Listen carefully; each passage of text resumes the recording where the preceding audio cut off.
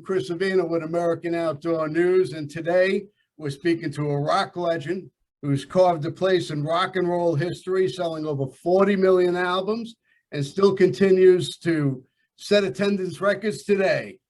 He's a staunch supporter of our First and Second Amendment rights. He works tirelessly to preserve our outdoor heritage, and legions of his fans know him as the Motor City Madman, and many more just know him as Uncle Ted. Please welcome Mr. Ted Nugent. How you doing, Ted? Hey, Chris, happy summertime 2021 in this crazy, stupid, bizarro, goofball year. I'm having the time of my life. My dogs are happy. My wife is happy. My band is happy. And I might squirt through this technology and put a stain on your soul, Chris, because I'm wrapping up, God help us all, the greatest recording session of my life in the insanity of 2021 with Jason Hartless on drums and Greg Smith on bass guitar. I got a team of insane, intense, gifted, work ethic, musical monsters, and we're recording the best songs of my life. So I'm feeling so good, it's stupid. So when do we expect a new album? Geez, you know, I'm hoping that the first song, a little love song called "Come and Take It." It's kind of a battle cry that epitomizes the American dream, if you know what I'm talking about. That's a beautiful thing. Anyhow, I'm hoping that the first song, "Come and Take It," which is, man, if you want your white tails or your elk to start breeding early, just play my new music for them.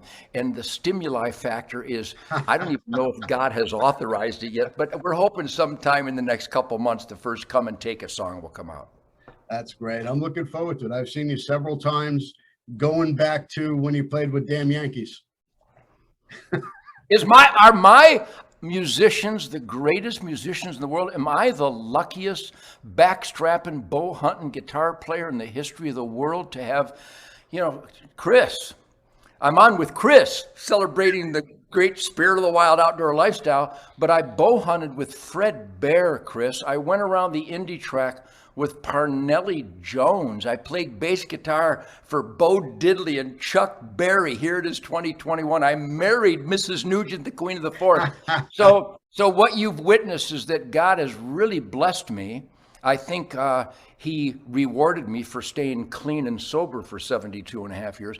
Absolutely. But the musicians that you're talking about, if I wasn't in the Nugent band, I'd go see those guys, because I've had the greatest musicians in the history of the world, all the way since 1958, which I just talked to John Brake, my singer, from 1958, Chris. Wow. So, yeah, what you've witnessed, the passion, the fire, the work ethic, I cannot overstate the work ethic of all these amazing musicians that I've been surrounded with, because my dad forced a work ethic out of me. That's called parenting, even though nowadays people's feelings would get hurt. But what you witnessed are guys that are so dedicated, so into the adventure of music, and inspired by those great black masters, the Motown Funk Brothers, and James Brown and Wilson Pickett and Chuck Berry and Howlin' Wolf and Bo Diddley and just all these, Little Richard, good Lord. Wow. So that spirit of defiance and uppity outrage that those artists created,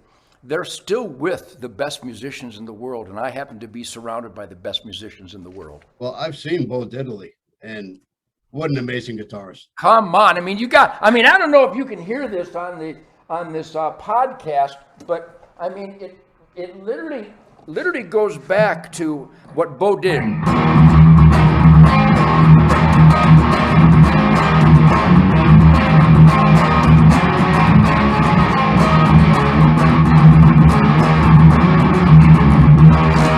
I mean, how do you look? I'm old. I'm 72 years old, but I still get goosebumps. So yeah, that authenticity, that musical uninhibitedness, out of body. Chris, it's like bow hunting, the mystical flight of the arrow, aim small, miss small, marksmanship. We call the spirit of the wild, the outdoor lifestyle. It really is the pursuit of a samurai excellence, and that's alive and well in anybody that's successful and happy, whether you're a welder or a guitar player or a bow hunter or a teacher or a dog trainer, which, by the way, I'm all of those things. But that's what you've witnessed all my life is these unbelievable monsters of music that have propelled my songs and my vision. Even in 2021, even though the tour is canceled, thanks to the Chinese communists in the White House. So that spirit of the music that Little Richard invented and turned us onto, it's so alive and well. And you've witnessed it every concert, every song, every year of my life. And I thank God every day. Well, you've always given your fans what they're looking for in every forum, whether it's music, your hunting shows, your speaking engagements. They always get what they want. Well, that's how I was raised. You know, the most controversial word in the world right now, I think, there's so many of them, security, that's controversial. The Constitution, the Bill of Rights, the Ten Commandments, the Golden Rule, that's all controversial. But the most controversial thing, and we're paying for it with the manifestation of a cultural deprivation, is discipline. What you're celebrating with me here, and that I celebrate, not because of me or my music or my guitar playing, but the discipline of those people I've been surrounded with that my dad taught us. And if you met my sons and daughters, my brother, my sister, my poor lost brother John, we lost a couple years ago, that spirit of being the absolute best that you can be. My welder is the greatest welder in the world. My mechanic is the greatest mechanic in the world. I won't settle for anything less. And that certainly goes to the core of the musical monsters that I've been privileged to collaborate with. I want to talk hunting for a minute. You mentioned Fred Bear earlier. What kind of impact did Fred Bear have on your life? How about the fact that my dad, there it is right there. Wow. My dad, that's from not that long ago, but here's one from 1976. I didn't put these here for this podcast with you, Chris. I'm surrounded by this stuff everywhere in my life. I've got so many bows. How about this? Here's the bow that when I was born in 1948, Chris, this is the bow that my dad hunted with Fred Bear when he was just introducing or reintroducing that spirit of oneness with nature that is the bow hunting lifestyle. This is his bow from the 1940s, Chris. So that I didn't even know they made bows back then. Oh yeah, I've got so many old bows. Your dad was friends with Fred Bear before he was Fred Bear.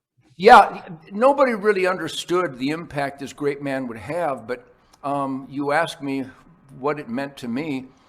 Certainly my dad was already a bow hunter when I was born in 1948. And as I was growing up, every kid back then made bows and arrows out of reeds and staves and down by the Rouge River outside of Detroit. That's where I was raised, and there was wildlife paradise, Skunk Hollow. And so I was always mystified. I got a bow probably when I was 2 or 3, just like my grandkids and like my kids. And every kid was fascinated. Well, I think every human that is exposed to the archery, the oneness, the mystical flight of one's vision and focus, discipline. But then by the time I was 5 or 6, I mean, so young, we would go north every year through Grayling, Michigan. And this was pre-bear archery. There was a little shack, Chris, I might get emotional on you here. There was a little shack in Grayling. It's kind of an off yellow color cinder block shack that had a hand-carved bear archery over the door. I think the bear archery wood carving was actually made by Nels Grumley. Now, the oldest guys watching us right now know who Nels Grumley. He was Fred's original bowyer that created their longbows before they invented the marriage of glass and wood in the lamination process. But anyhow, I get ahead of myself because it's so exciting to me. But I would meet Fred when I was every year from 5, 6, 7, every year. By the time I was 8 or 9, I was so nuts about bows and arrows and my Daisy Red Ryder BB gun doing English Sparrow patrol in the garage. So I made my own slingshots, and I think every kid did back then. But by the time I realized, wait a minute, we're stopping at this little shack in Grayling every year on our way to the North Country. Never killed a deer, very rarely saw one. But when I met this Fred Berry, he was kind and funny and gentle, and he had all these bows and arrows on the walls. Back then, if I had 2 or 3 arrows, that would be considered an arsenal. But Fred had hundreds of arrows. And I eventually met George Nichols at Jackson Archery, who made all of Fred's arrows. So I'm in the vortex. I'm in the eye of this new bow hunting storm. And then I see Fred on the cover of True Magazine or on American Sportsman with Kurt Gowdy. And I'm going, wait a minute. This is that guy. This is the bow hunting guy. So then I became from just an appreciative of this kind gentleman with lots of bows and arrows to realizing that this was my Chuck Berry of archery. This is my Chuck Berry of the bow hunting lifestyle. We became friends, and I hunted with him right up until the October of 1987, the fall before he passed in April of '88. Wow. And I got to tell you, the kindness, the smarts, he was a funny guy. He was a cocky guy. He never showed that much in public. But around the Grouse Haven campfire on his annual hunt up there in Rose City, Michigan, boy, at 72, I'm remembering all these details because I can see it and feel it right now talking to you. And he was just such a kind man. And whenever you had a archery shortcoming or maybe a glitch or a failure in your form, he would tweak that. And so the reason that I am still, eating backstraps every year is probably because of the guidance that Fred Bear, who was the master of stealth, archery, form, the mystical flight of the arrow. I was a nutcase. Have you noticed this, Chris?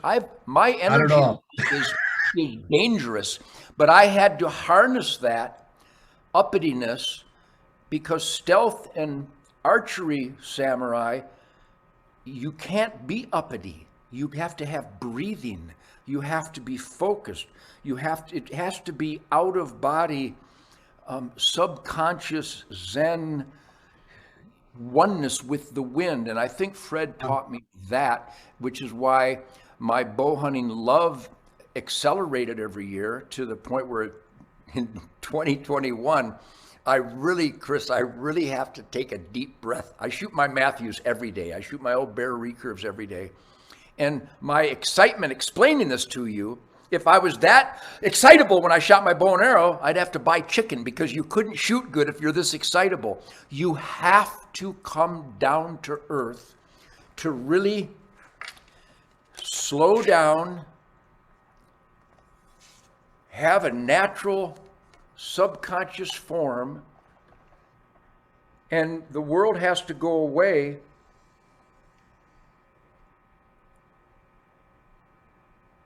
When you get there, you know what I'm talking about, and all the bow hunters watching know what spirituality, a reverence. Yes, but that's quite a journey for a goofy guitar player that still plays raucous, outrageous rhythm and blues and rock and roll. But I've managed to attain that balance, which is why I can form sentences. And I got to tell you, I'm going to emphasize this because I've been clean and sober my entire life, or I wouldn't be able to do this.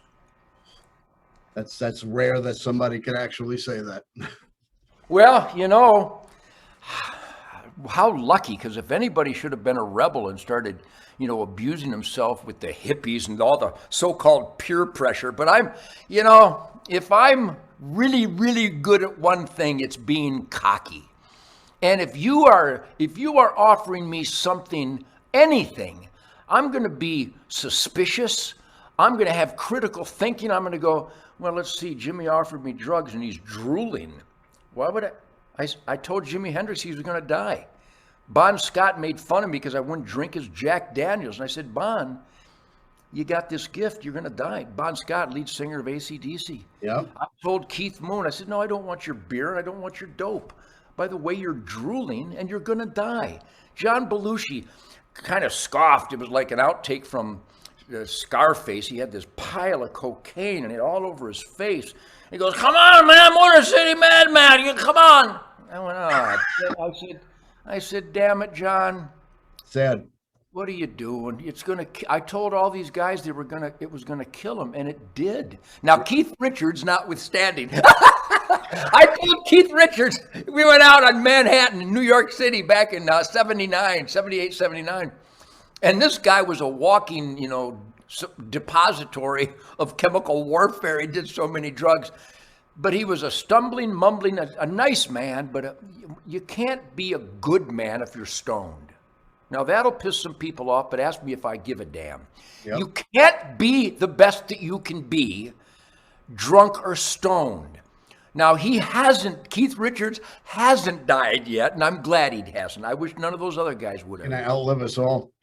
But clean and sober, come on, man. That's the only way to thank God for this gift, this precious gift of life, especially as a bow hunter. Because if you're drunk or stoned, you're not gonna have a meaningful bow hunt in the outdoors ever, because your radar's not working. So I'm lucky that I defied the substance abuse insanity all through my life, and I think it's partially because my dad disciplined me and threatened me with a beating. I never got one, but boy, I got close a few times. And so that discipline, combined with my appreciation of Fred Bear's guidance and the difficulty of being a good archer, that's tough, that's hard.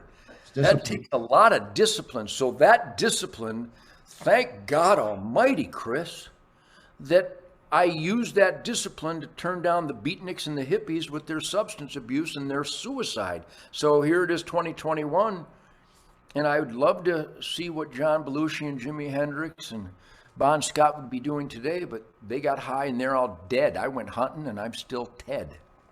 What does hunting mean to you? Freedom, definitive aliveness.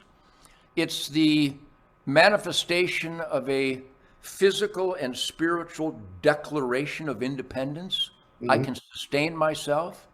I can defend myself. I can read my world close and afar.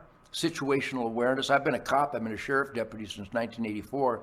So I get to train with the Navy SEALs in the Delta Force, Chris. That's amazing. I get to train with the Green Berets and the Army Rangers.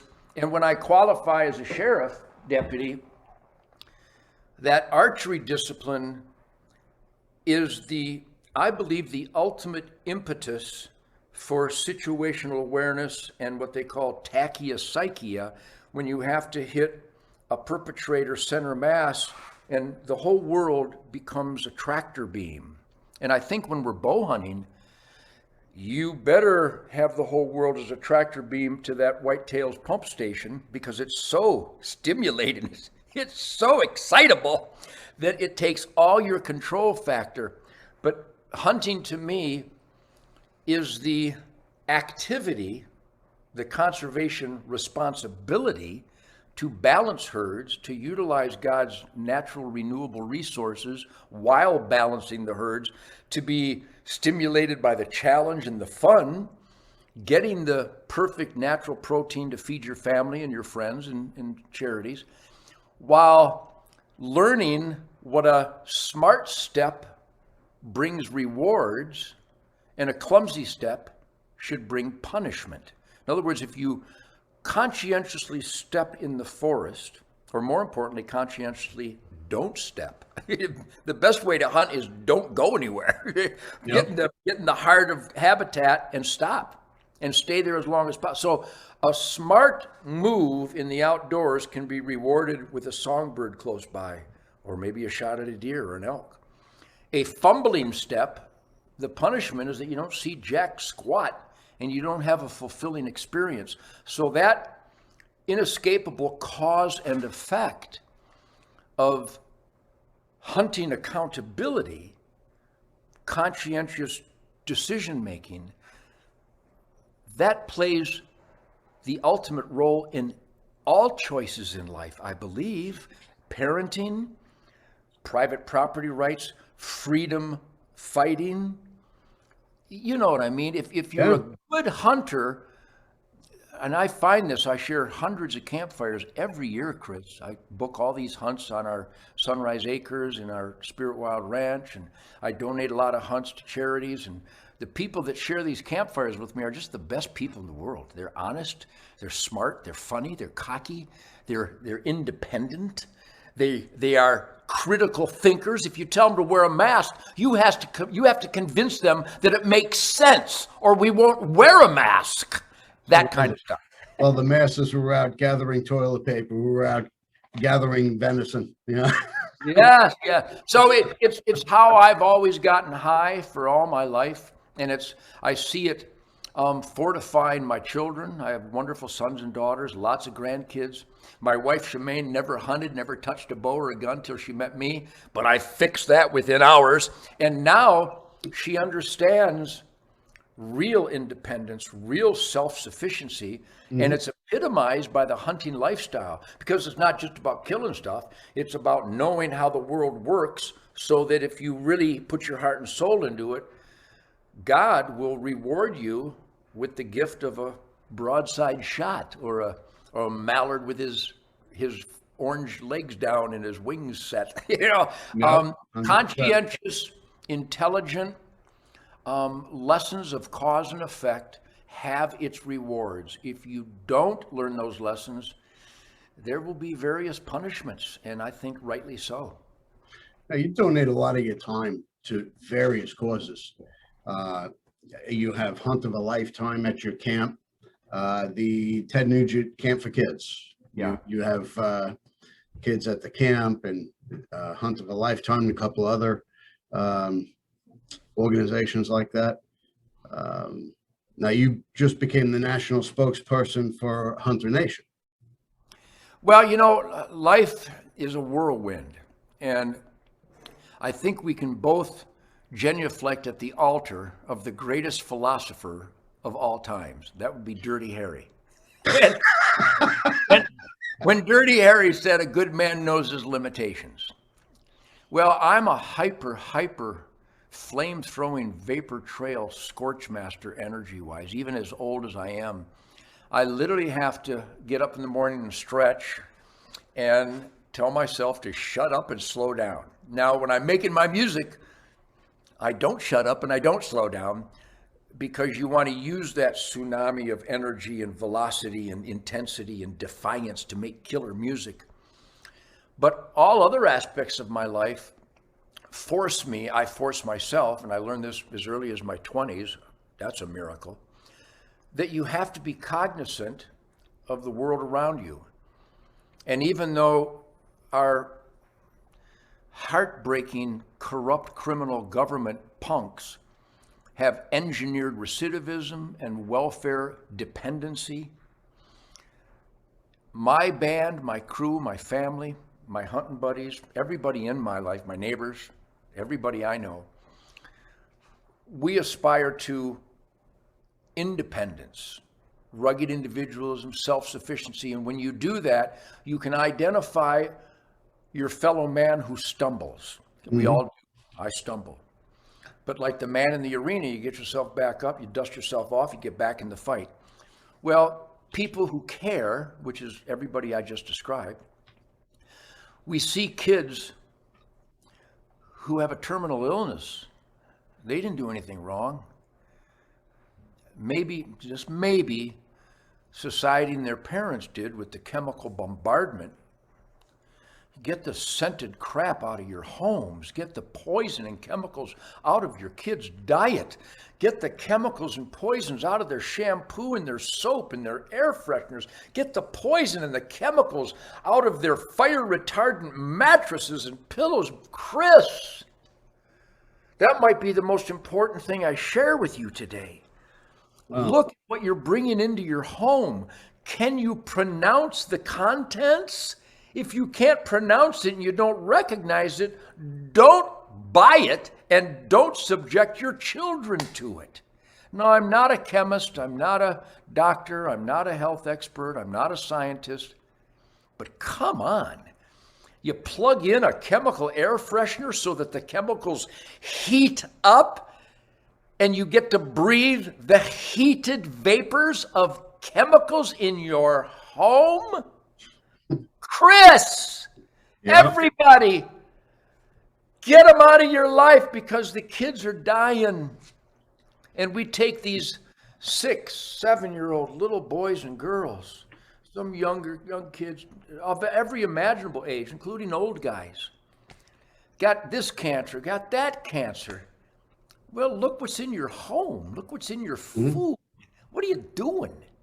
My point is that when you see this, people who care, which again is everybody I know, you want to help them. So when Make-A-Wish Foundation lost their soul and wouldn't honor a dying boy's last request to go hunting, the Hunt of a Lifetime, right out of Pennsylvania, created Hunt of a Lifetime. I can't remember everybody's name, but just good, caring people again, loving people. We filled the gap of this political correct lie that this beautiful, wholesome connection with God's creation, hunting, fishing, and trapping, a kid's dying and all he wants to do is participate in God's miraculous creation. You punk tell him no? Yep. Oh, Chris, no wonder the Democrats bail out arsonists. Anyhow, I see I'm getting all these licks in because it's all connected. I've been on, I worked with the hunt. Well, we work with Hunt of a Lifetime as well, but Great. I actually guided a hunt for a similar organization. And I didn't really hunt myself, but it was the most gratifying hunt I've ever been on. Yes, absolutely. People ask me, what's your favorite hunt? And I go, the hunt with a 6-year-old little boy who's dying of leukemia. And you make him laugh around the campfire. Yep. And he catches a couple fish, maybe gets to shoot a critter, maybe not.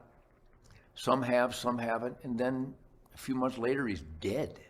And you hold back the tears around the campfire. My point being is that, like you, and again, like everybody I know, I'm your average guy that because I have this celebrity thing, I'm contacted every day for this kind of stuff. And my son Toby and I, and my buddy Bob at Spirit Wild Ranch, we have an assembly line every day where I'm signing stuff, signing donations, and signing these come and take it flags and hats and 8x10 photos, and to go to raise funds for some World War II vet that they're not taken care of, or a little boy or a girl that's got a terminal illness. My point being is that who doesn't do that? I don't know anybody that doesn't do this. I just do it a lot because I have a big mouth, which is what the founding fathers wanted all of us to be, and wanted all of us to raise hell like I do. I'm not the extremist. The people who defy me and go against me, they're the evil extremists. I'm the good extremist. I have extreme good.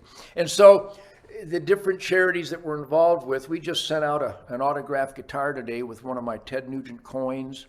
You see all these coins behind me, for a military charity. And we do a bunch of events. I've been invited again by Delta Force.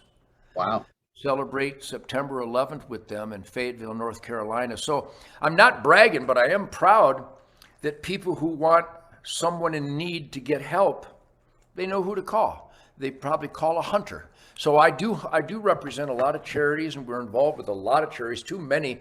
I'll tell you one right now that's a lifesaver, besides the Ted Nugent Camp for Kids, nonprofit 501c3, strictly volunteer, hunternation.org, a great organization.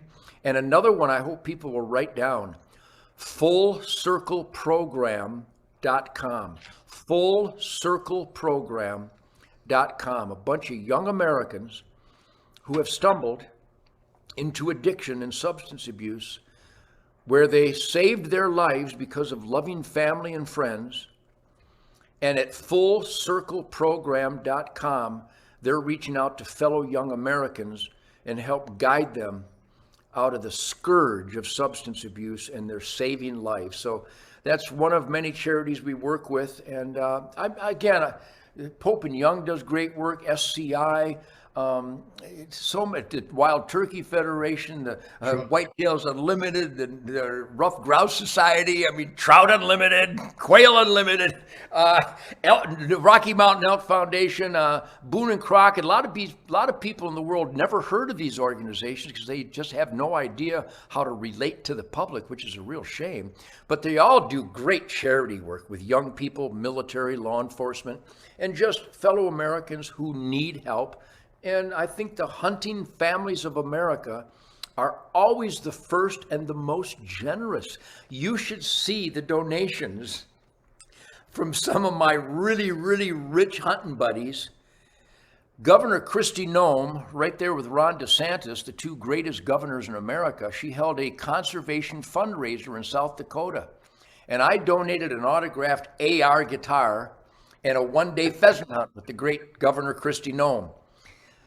One of my really, really loving fellow hunters in America paid $80,000 for a Nugent autographed guitar and a one-day hunt with Governor Noem and myself. So that's an example of how caring, how loving, how giving, how successful, how disciplined, how heroic the average hunting family is in this country. And I salute and love them all.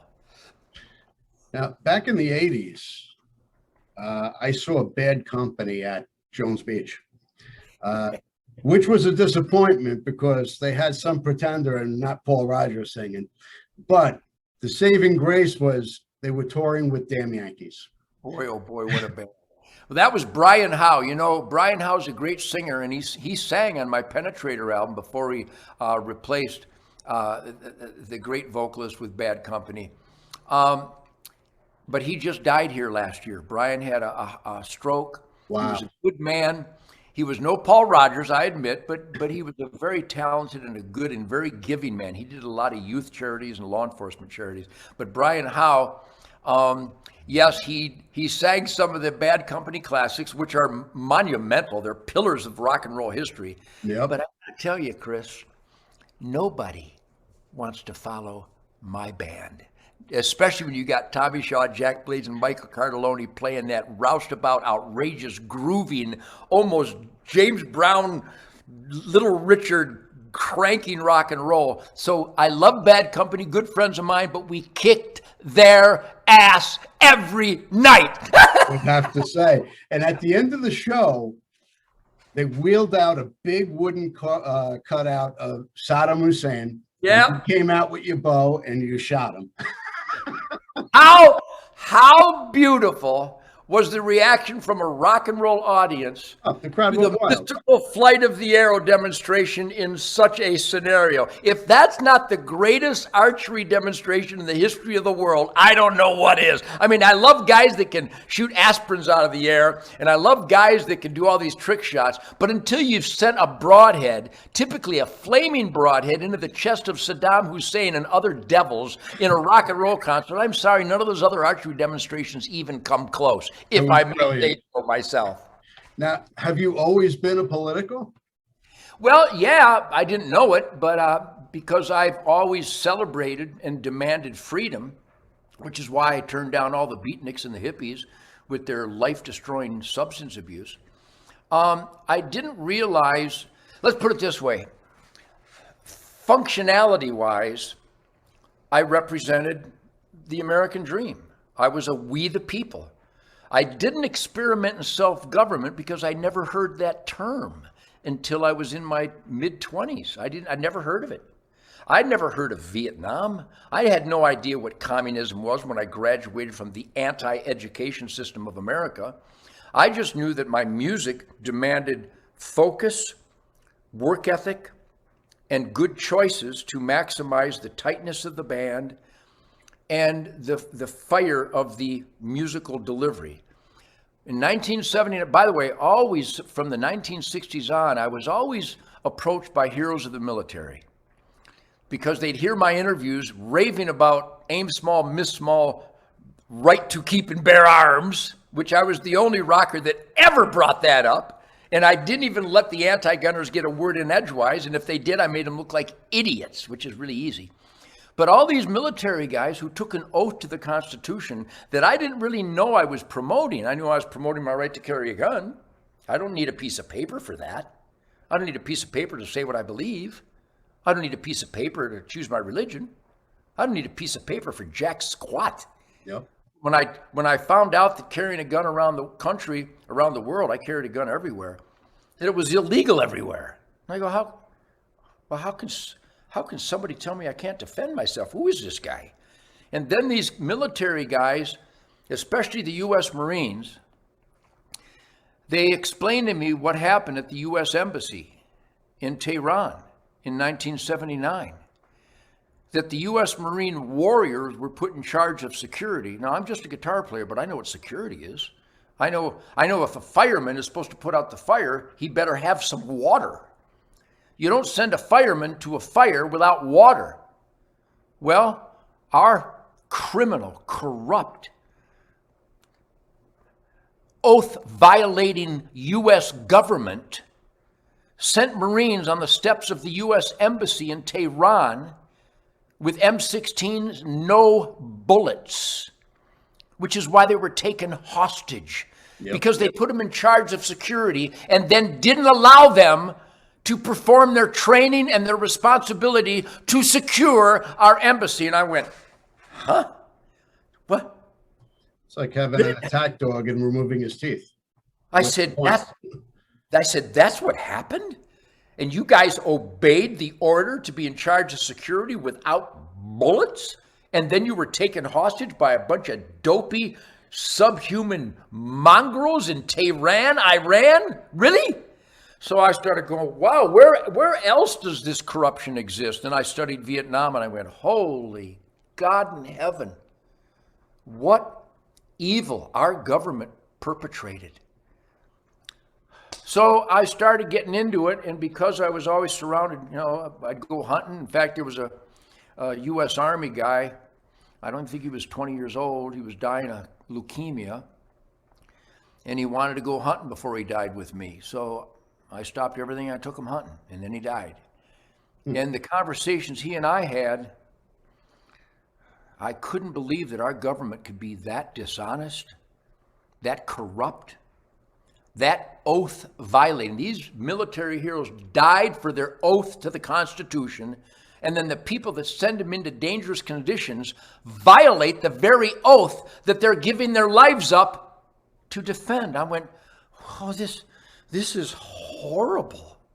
So I started raising more hell. I got woke up. I found out what the Trail of Tears was. I found out what the ghost dance was. I found out what Manifest Destiny was. I found out what the Baton Death March was. I found out what Auschwitz was.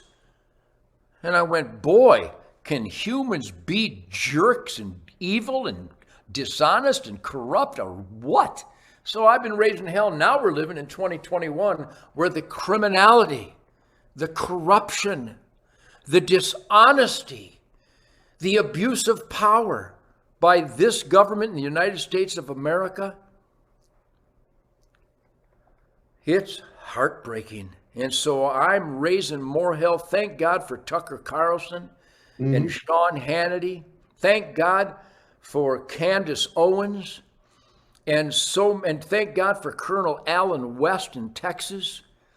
Thank God for Jeff Landry, the Attorney General of Louisiana, Kristi Noem, South Dakota, Ron DeSantis, Florida. There's a small army of real constitutionalists out there, and I work with them daily, because if you believe a word from our government, you are an idiot. Any plans to run for office? Well, I think I'm already in the most important office in the history of the human experiment, and that is a We the People hellraiser. I would run for office, but you watch the Kavanaugh hearings? Yep. If Ted Nugent ran for office, it would make the Kavanaugh hearings look like a child's playground around the maypole. I would welcome the lies and the hate. I welcome it. because it's a softball to me. If all you have to do is watch any of my interviews and realize that nobody, anywhere, anytime can debate me, because I am a servant of truth, logic, and common sense. That being stated, my wife would not survive the hate and the viciousness. And I love my wife, Shemaine, so much that my priorities are God, family, country, freedom, Constitution, Bill of Rights, 10 Commandments, Golden Rule, law, and order.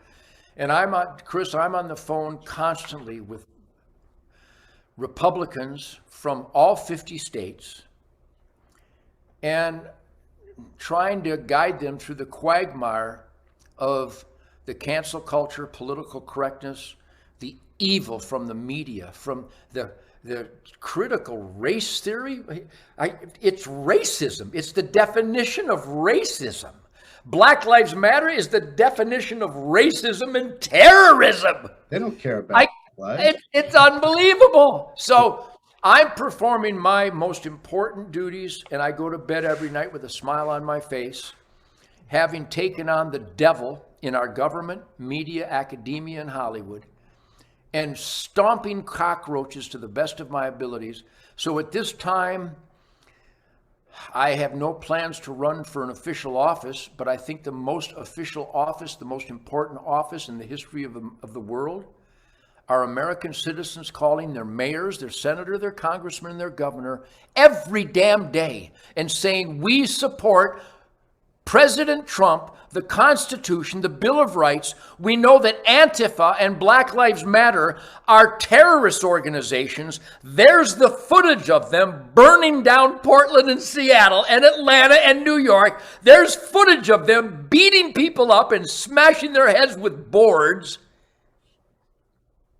And there's the evidence that the Democrat Party bails out arsonists and felons. Well, So you got crime is up 86% at least, depending on the cities. And if you look at where the crime is happening, the people who are involved in these shootings and whatnot, 86% of them either have been in prison or have a record. They're either gang-related, drug-related, and the shootings are within those communities. Now you see my esteemed governor, Andrew Cuomo, your favorite. I've heard you speak about him. He's coming out and basically flip-flopping.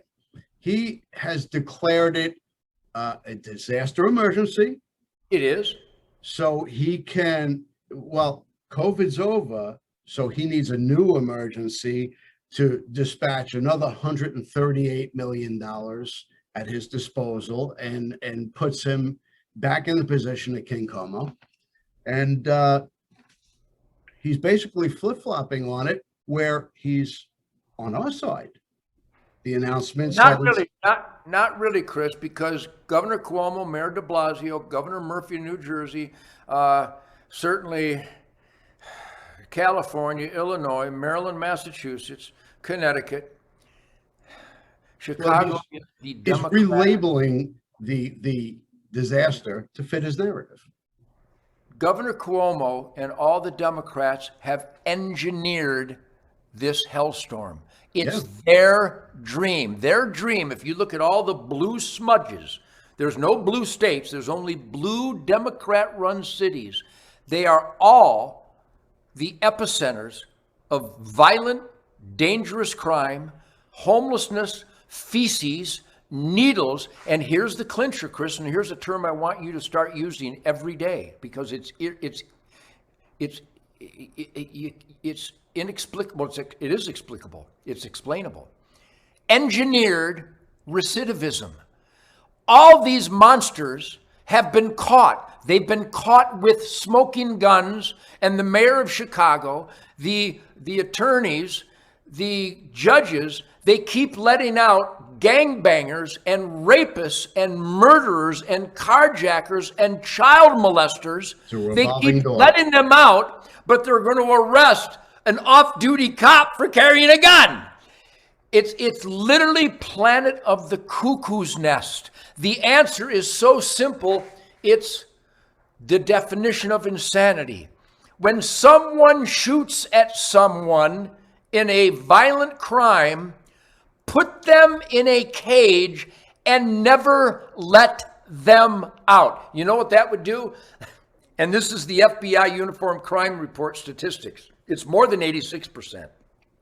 96% of violent crime is perpetrated and committed by people that were already in a cage for the very crime, and parole boards, early release, plea bargaining, numbnut judges, and numbnut state's attorneys let the devils out to continue to rape and murder and molest and traffic in children, so that it's engineered recidivism. Here's what I want. I don't believe in repeat offenders. I believe in dead offenders. When the lady is about to be raped, be sure you have a pistol on you. Shoot the rapist. If some punk who's let out again to carjack you tries to carjack you, shoot the carjacker 6 times in the middle. People go, well, violence isn't the answer. Yes, it is. At Concord Bridge, violence was the answer to stop evil so that good can thrive. Here's my favorite battle cry. I come up with some great battle cries. Number one, it's all engineered recidivism. Here's my story in life. You Pearl Harbor me, I Nagasaki you. Case closed. That's great. Now, lastly, you work with the Sheriff's Department, the FBI, the police. The good ones, the good ones. Good ones. And you've gone on raids with them. Yeah. Now, when they go on a raid and they arrest somebody, has anybody ever said, hey, Ted Nugent, I'm being arrested by Ted Nugent? Chris, I got some great stories. I was invited to participate in the Falcon raids in Texas. That's federal and local cops organized nationally by the great heroes of the U.S. Marshal Service. And I had great commandos, some good guys from the FBI. There still are some good guys in the FBI. There's some good guys in the DEA. There's some real warriors in the ATF, believe it or not, even though that complete bureaucracy is embarrassing. Yeah. So I had these real commandos at my side, and we're going door to door in Waco, Texas, starting around 10:30 at night and went all the way till about 10:30 in the morning. And we're going after murderers. We're going after rapists and people that have stabbed people, but they missed the artery, so they let them out to practice anatomical stabbing, I guess. And the adrenaline, when there's a big buck coming, or even a nice doe, or maybe a pheasant cackles at your feet, there's an adrenaline that we all feel in the great outdoors. Chris, believe me when I tell you, and when I'm getting ready to go on stage and unleash my music, there's an adrenaline factor. Or when Shemaine gets out of the shower and I sneak a peek, there's an adrenaline factor that is the epitome of adrenaline. None of that holds a candle to when you're kicking down the door of a guy who's murdered people. And you've trained and you've got your finger on the trigger, the safety is off, and you actually are taking up the slack because this guy murders. And all your training and all your tachypsychia and all your situational awareness training and optimizing, it's literally out of body. So we're kicking down doors and arresting these maggots, and they were just devils. And it drains, man. It drains more than a 2-year rock and roll tour 6 nights a week. Wow. But at the end of the raids, we served a warrant on this shambles of a house on the outskirts of Waco. And there's these meth toothless dirt bags, it's like they went to the Michael Moore School of Anti-Hygiene, which he's a professor in, by the way. And they're just disheveled jerks. just, all snotty and drooly and stinky and sweaty and clammy and greasy hair, like they fix the rear axle on a Bronco with their head. And we're handcuffing them, and I've got a U.S. Marshal vest on, and I got my sheriff hat on. And we pull these guys out to the curb, and the sun's, starting to beat down in Texas, and these guys are all disoriented. Really pathetic people. They're just spitting in the face of God, going, I know you gave me the gift of life, but I'm going to abuse it again today, which is just inexcusable, man. So we got them cuffed on the curb, and you're just a human train wreck. And they're down there, and they're making funny noises and stinky, and the one guy looks up and he goes, and he elbows his buddy, and he goes, that's Ted effing Nugent. Hey, man, are you Ted effing Nugent? And my fellow Raiders, my fellow, law enforcement heroes, they got such a kick out of that. And I said, yeah. And I felt like giving one more boot to the ass, but you can't do that. But it was a funny moment where they were big fans. They Stranglehold's my favorite song. And well, that's a damn shame. You should have listened to the lyrics, because it's about standing up for what you believe in. And if this is what you believe in, you're going in a cage, you dirtball. Wow. So, yeah, there have been some funny moments. But for the most part, those law enforcement activities are anything but funny. They're embarrassingly dangerous because they're engineered by a failed court system. Why are we going after a guy that molested a child? Who let him out? Well, they're always talking about black people who have been murdered by police. What about last year? There were 368 officers killed in the line of duty. Why haven't we talked about that? This year alone, there's 120 officers killed in the line of duty. Well, nobody talks about that. The engineered recidivism and the soulless mongrels out there are waging war on cops, and they're waging war on, quite honestly, on white people. I mean, every day, every hour in Chicago, somebody's getting shot. You know who's getting shot? A black guy. You know who's shooting him? A black guy. And remember, I hate to reference color, but if you want to save lives, because all lives matter. They certainly do. I never reference color, but if there was a Dalmatian that had been biting children in the neighborhood, I'm probably going to mention that it's black and white spots. In other words, when you want to save people from evil, you have to give a good description of the evil perpetrator. Yep. And if we really want to save black lives in Chicago, because those are the ones that are getting slaughtered every day, you have to identify that it's black guys that the mayor and the prosecuting attorney keeps unleashing into these neighborhoods. So that our government says the number one threat in America is white supremacy is the recipe for Black Death, because it's not. You know how many white supremacists killed black people in Chicago this year? 0. Here's a funny statistic. In 2020, the state with the most new first-time gun owners is Illinois. Yep, and most of them are Democrats, I think. Yeah. Unbelievable. Well, all I can say is that the most important thing we can do here, Chris, number one, thank you for having me on the outdoor news, the American Outdoor News, because I think every day of my life is American Outdoor News, because I promote conservation, hunting, fishing, trapping, resource stewardship, land management, the cleansing of air, soil, and water through wildlife habitat optimization. Duh. I mean, even the guitar player figured that out by the time I was 7.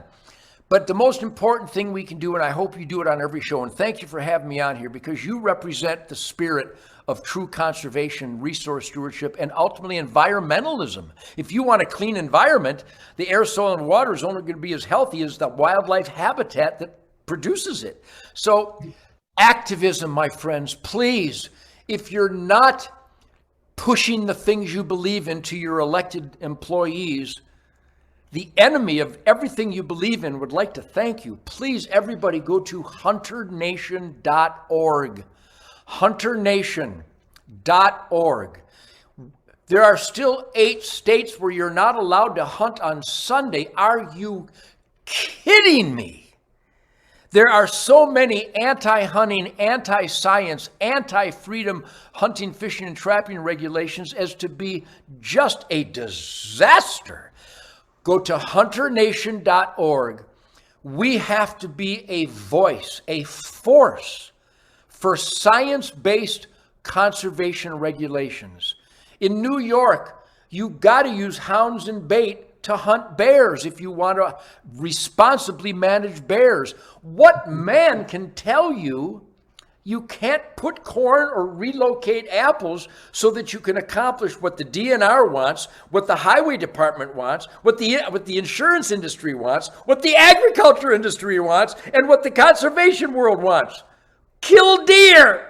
And if it means putting a tree stand closer to the apples, what man can tell you, I'm sorry, I'm going to fine you for that? Shut the you got to hunternation.org. If you want proper science-based wildlife management regulations, which are not the norm across the nation, hunternation.org. Please go to hunternation.org. And please, the New York Gun Safety Act, are you kidding me? The governor, the mayor, anybody that supports it has violated their constitutional oath. Yep. Keep means it's mine. You can't have it. Bear only means one thing. I got a couple on me right now, and they're loaded. And no man can tell me there's an area where I don't have a Second Amendment. And I don't need paperwork. I don't need paperwork, licenses, or permits for my First Amendment anywhere. And I sure as hell don't need paperwork for any of my God-given individual rights as guaranteed by the sacred documents of the Constitution and the Bill of Rights. Please tell your mayor, your senator, your congressman, and your governor that. Please tell them every day. I appreciate your time, Ted. Thank you so much for coming on. And I look forward to seeing you at some of the shows this year. Well, God bless you, and thank you, everybody, for supporting the Ted Nugent Spirit of the Wild. We've been doing it now, Chris, for 30 years. Thank God for Shemaine Nugent, the Queen of the Forest, is why we've always been a top-rated show. But it's also because we don't produce a show. We just turn on the record button, and that's what we do. And we hunt, we fish, we trap, we shoot. We manage wildlife habitat for optimal health. That's why Spirit of the Wild is so successful. But thank you, everybody, for supporting it. Thank you for celebrating my killer music for all these years.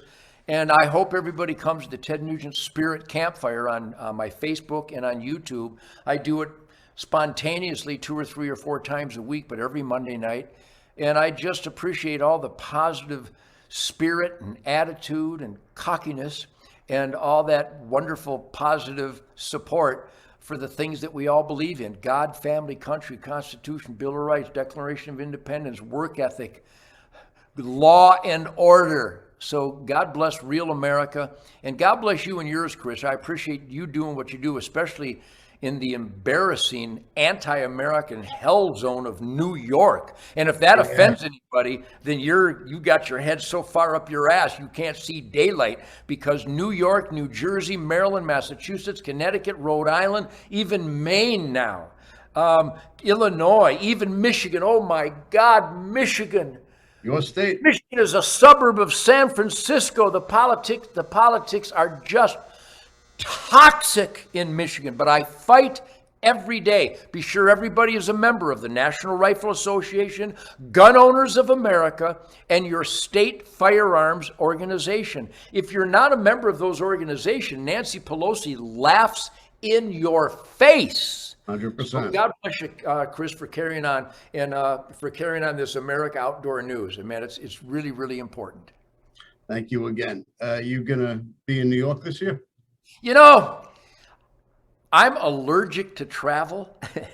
I'm in a swamp in Michigan right now. We live in Texas. We're Texas residents because we demand freedom. Yeah. I'm in Michigan typically during the tour. We hub out of here, my daughter's home in Connecticut or my ranch in Texas or Shemaine's condo in Florida. But right now I'm in Michigan. We're working on habitat. We're spraying for the midges to mitigate the episodic hemorrhagic disease possibilities. We got a great spray that we use to knock down those midge productions. I'm planting food plots. I've been out all morning just after the rain stopped. I got this great product called Big Tine. They make this stuff called buck brunch. And you don't have to till the ground, even though we put it in all the tillable grounds as well. But I just rake out clearings in my woods. I rake out clearings at the edge of my swamp, and I broadcast this Big Tine buck brunch. And I broadcast about 20 little plots. Some of them are only 20 feet by 20 feet. Some of them a little bigger. But I went back to look at them, and from a half mile through the woods, I could see an emerald chunk of ground. It's called Big Tine Buck Brunch. And it's so easy, even guitar players can do it. You just rake a clearing. And I know you're not allowed to bait in New York, which is so stupid. Who doesn't want where the deer will be? But if you rake out a clearing on the farm or in the woods, and you put this Big Tine buck brunch out with just a little bit of moisture, all of a sudden, bam, it comes up and the deer move right in on it. So that's the kind of stuff I do every day. Plus, I've been on the phone with the great Colonel Alan West, who's running for governor of New York, the great Detroit Police Chief James Craig, who's running for governor of Michigan. I'm trying to help get the Constitution back into the foundational policy making in this country. And I just pray to God that more and more hunting families get more and more involved. And if you love your freedom and your lifestyle and the great outdoors, you gotta fight. You gotta fight. You gotta fight to earn the afternoon in the free stand. So I hope everybody goes to hunternation.org, and I hope you have the greatest summer during the stupid times, and I hope you're going to have the greatest fishing and the greatest hunting season of your life. I promise you this, Chris, I'm gonna. We'll do our best. All right, man. Thanks for the American Outdoors News, and I hope to share a campfire with you someday, man. Hope so. Hope so. Thanks again, Ted. I really appreciate it. God bless America. God bless the U.S. military and their families, law enforcement, firefighters, and the first responders, and those who fight for them. We the people. Absolutely. Thanks. All right, live it up, man. Godspeed. Rock and roll like you mean it. You got it. We love our children. We protect them. We guide them. We prepare them for life in the world. With all that we do, from deep in our hearts, we cannot control all things. Life-threatening illnesses and disabilities affect far too many of our children each year. While we cannot change the circumstance, we can make dreams come true. Dreams to provide hope, to provide spiritual healing and strength, to provide moments of happiness and relief in the hardest of times. We can give a glimmer of light and hope in a time of darkness and despair. Join huntofalifetime.org to help make dreams come true, to provide hope for children with life-threatening illnesses and disabilities. Hunt of a Lifetime is a non-profit organization fulfilling dreams for hunting and fishing trips to youth 21 and under with life-threatening illnesses and disabilities. Visit huntofalifetime.org to learn how you can make a difference.